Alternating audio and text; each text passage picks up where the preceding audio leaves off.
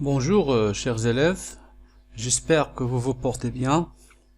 Avec vous le professeur Youssef Laroussi.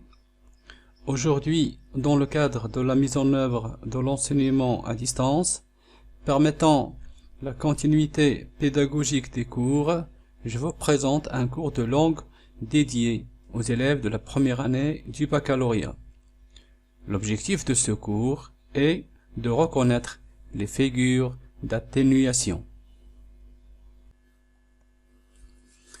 Alors, pour commencer notre cours, nous allons partir de deux phrases.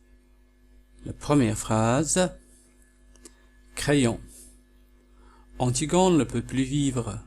Antigone nous a déjà quittés tous.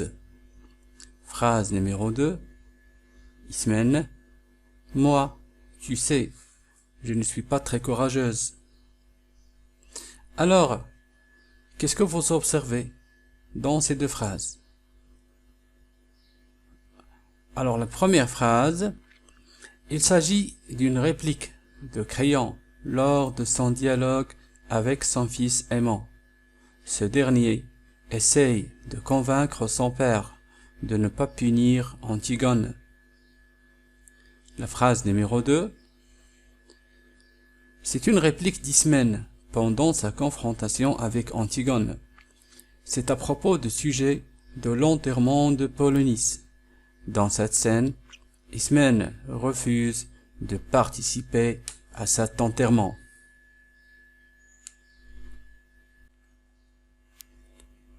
Alors, on va s'arrêter un peu sur la première phrase, la phrase de Crayon. Antigone ne peut plus vivre. Antigone nous a déjà quittés tous. Alors, de quoi s'agit-il dans cette phrase? Alors, dans cette réplique, Crayon annonce à son fils aimant qu'Antigone ne peut plus vivre, car elle les a déjà quittés tous. Remarquez bien, aimant, elle est très en colère et refuse d'accepter l'idée de vivre sans sa fiancée Antigone. Mais c'est bien dommage. Antigone court déjà son destin, et c'est son père qui l'informe de cette mauvaise nouvelle. Alors qu'est-ce qu'il le montre? Alors automatiquement c'est la phrase Antigone nous a quittés, qui veut dire, mais qui signifie Antigone est morte. Alors, est-ce qu'on peut dire qu'il y a une différence entre les deux expressions? Antigone nous a quittés et Antigone est morte. Évidemment, il y a une différence. Alors, de quoi s'agit-il? Antigone nous a quittés. Alors, nous a quittés, c'est une idée qui est atténuée.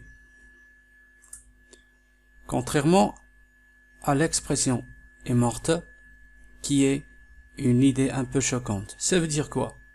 Dans la première expression, nous a quittés, c'est une façon qui n'est pas directe, c'est une façon indirecte et détournée. Or, dans la deuxième expression est morte, on a parlé de la mort d'une façon très directe. Qu'est-ce qu'on peut comprendre? Pour ne pas bouleverser et choquer son fils, Crayon utilise le mot nous a quittés au lieu de dire est morte.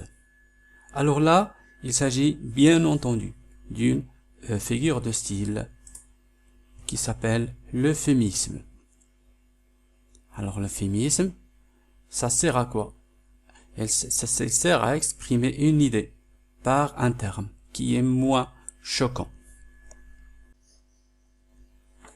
Passons maintenant à la deuxième phrase. C'est la phrase d'Ismène. Moi, tu sais, je ne suis pas très courageuse. Qu'est-ce que vous remarquez dans cette phrase? Alors dans cette réplique, Ismène, qui a peur et qui redoute l'édit et la loi de Crayon, il s'adresse à Antigone pour l'informer qu'il ne peut pas accomplir cette mission, qui est l'enterrement. Et pour justifier son comportement, elle se fait une description morale en disant « Je ne suis pas très courageuse ». Alors, regardez bien. Si on s'arrête sur cette phrase, et pour bien la comprendre, on peut poser cette question. Quel est le sens de « je ne suis pas très courageuse » ? Est-ce que ça veut dire « je n'ai pas peur » ? J'ai un peu peur. Ou bien, j'ai très peur. Évidemment, comme vous le voyez, la réponse est j'ai très peur. Donc, je ne suis pas très courageuse, ça veut dire j'ai très peur.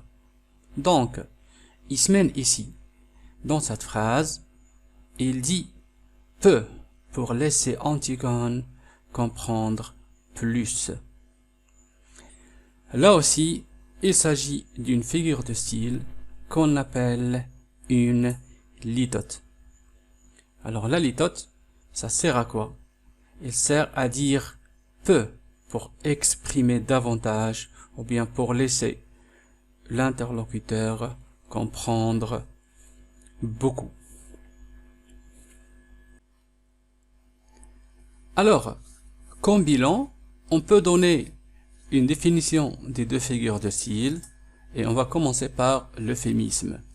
Alors, d'après ce qu'on a déjà vu, l'euphémisme c'est l'expression atténuée d'une idée ou d'un fait qui pourrait choquer ou bien déplaire si on les évoquait directement.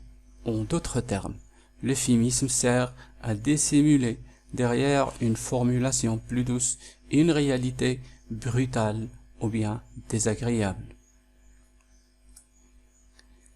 La litote. La litote est une figure de rhétorique et d'atténuation qui consiste à dire moins pour laisser entendre davantage. Il caractérise une expression de façon à susciter chez le récepteur un sens beaucoup plus fort que la simple énonciation de l'idée exprimée.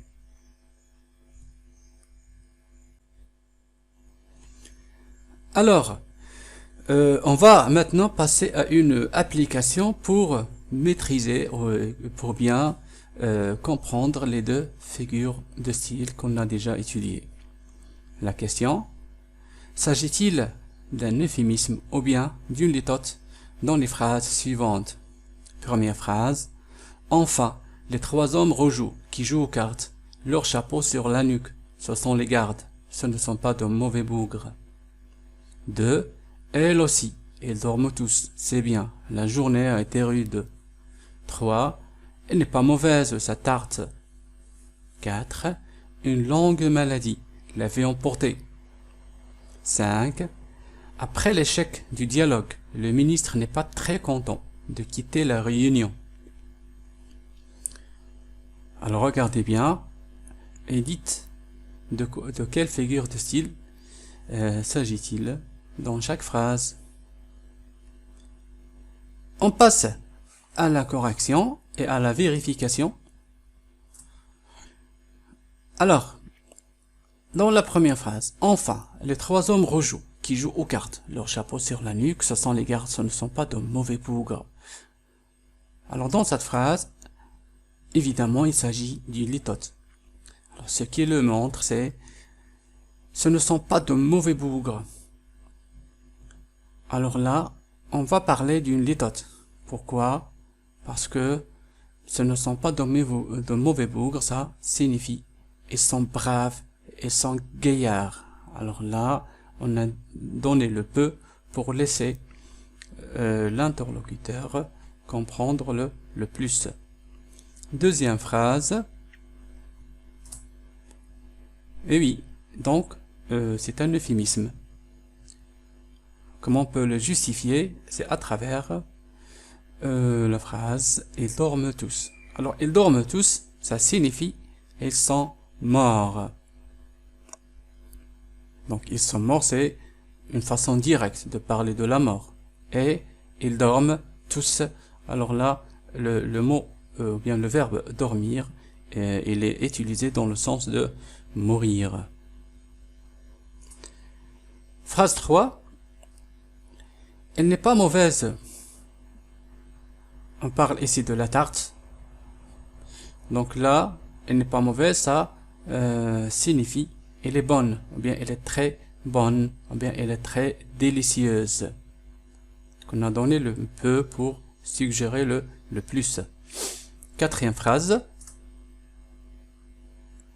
Une longue maladie l'avait emporté. Alors ici, une longue maladie, c'est pour ne pas choquer quelqu'un. On parle par exemple d'une maladie comme le cancer. Au lieu de dire par exemple, cette personne, elle est morte d'un cancer, donc on peut choquer la personne, donc on peut dire une longue maladie l'avait emporté. Finalement, après l'échec du dialogue, le ministre n'était pas content de quitter la réunion. N'était pas très content, très bien, donc ça signifie il est très en colère.